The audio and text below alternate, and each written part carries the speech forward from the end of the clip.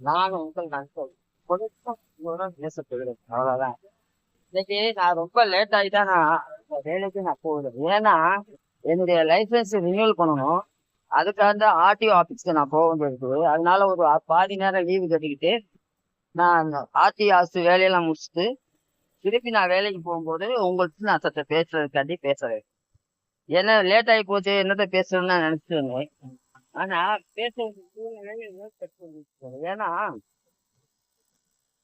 ஒரு ஒரே கொட்டுக்குள் நடந்து போய்கிட்டு இருக்கும்போது அந்த ஒரே வழி பாதை என்னைக்குமே ஒரு தடுமாற்றம் இல்லாமல் நேர நம்ம வந்த இடத்துக்கு சொன்ன நேரத்துக்கு குறிப்பிட்ட டயத்துக்கு நம்ம போய் சேர வேண்டிய சூழ்நிலை ஏற்படுகிறது. அப்படியே ஆகிருக்கு. ஆனால் இன்று நான் ரொம்ப நாள் சென்று என்னுடைய வேலையை பாதியில் லீவ் போட்டுட்டு என்னுடைய ஆர்டி ஆபீஸ் வேலையாக போகும்போது இடங்கள் மாறி அங்கிருந்து ரூட்டுகள் கண்டுபிடிச்சு போகும்போது பலவிதமான மாற்றங்கள் ஏற்பட்டு இந்த சென்னையில் ஒவ்வொரு வழிகளையும் கண்டுபிடிப்பு போறதுக்குள்ளதே எனக்கு போதும் போதும்னு ஆகி போச்சு. அப்படி ஆகி போச்சு.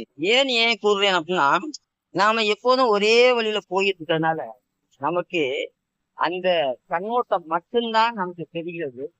ஆனால் மற்ற வழிகள் மாறி போகும்போது நமக்கு அங்கே உள்ள மாற்றங்களும் அங்கே உள்ள குறிப்பிட்ட சில இடங்களுக்கும் குறிப்பிட்ட ஒரு சில சம்பவங்கள், சில நடைமுறை வாழ்க்கைகள், மனிதனுடைய கொள்கைகள், போக்குவரத்துகள் இது எல்லாமே மாறி இருக்கும்போது நமக்கு அங்கே பழைய இடமாக இருந்தால் அது புதியதாக நமக்கு தோன்றுகிறது.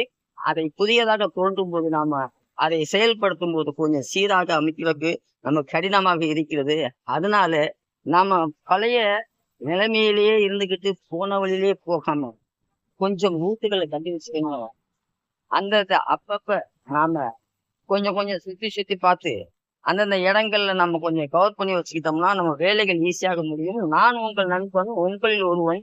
இதை உங்களிடம் கூறுவதற்காகவே நான் இந்த வீடியோ போட்டிருக்கேன். இன்று போய் நாளை வருகிறேன். நன்றி, வணக்கம்.